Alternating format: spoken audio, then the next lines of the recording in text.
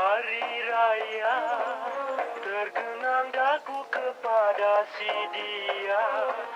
Kampungku indah nun jauh di sana, ayah serta bundaku di tepian mana. Di hari raya terkenal. Kejap. Selfie dulu.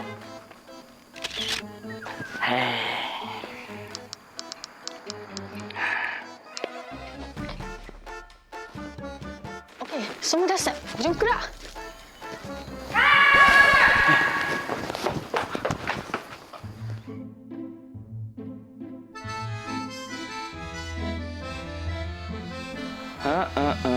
Kunci mana?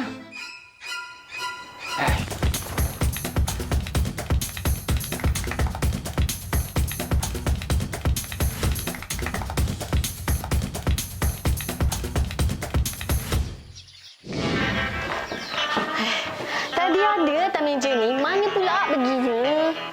Adik ingat. Adik nampak. Ya je lah tu. Ingat dengan nampak tu, dua benda berbeza tahu tak? Dah sekarang ni, cepat cari.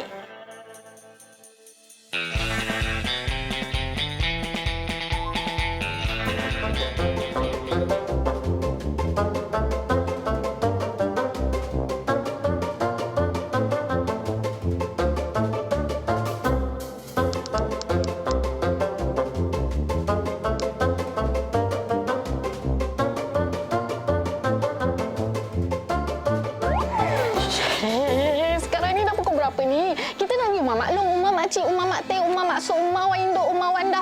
Semua kita dah pergilah. Tiap tahun sama je. Kita nak cepat, ada je benda yang jadi. Dalam kita dah cari. Belum lagi.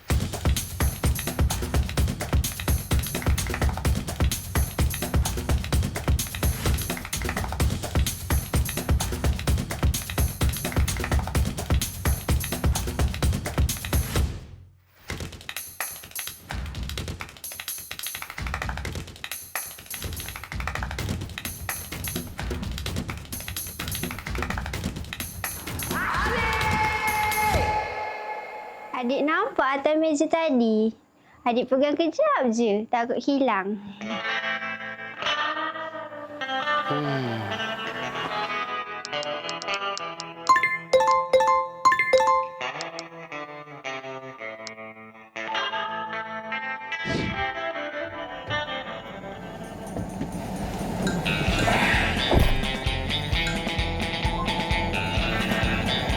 Aduh, tak boleh start pula.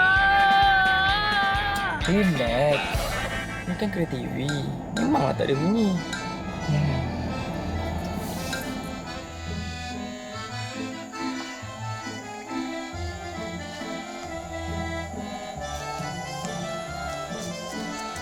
Tiap kali nak raya, mesti ada benda terlepas pandang. Apa lagi? Tapi adik dah tutup tingkap tadi. Bukan. Sebenarnya, pagi hari raya ni bukan soal siapa cepat, siapa lambat. Tapi asalkan kita ni dapat bersama. Oh, ingatkan apa tadi? Betul adik dah tutup tingkap tadi? Dah, betul.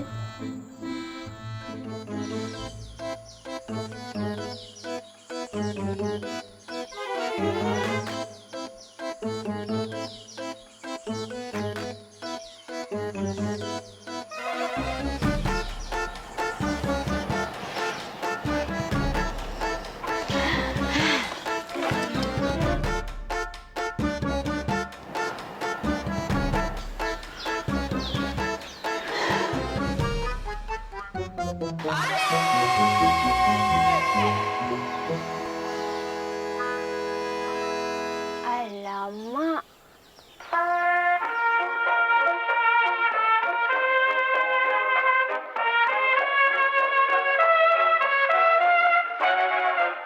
Di hari raya tergenang daku kepada si dia. Kampungku indah nun jauh di sana,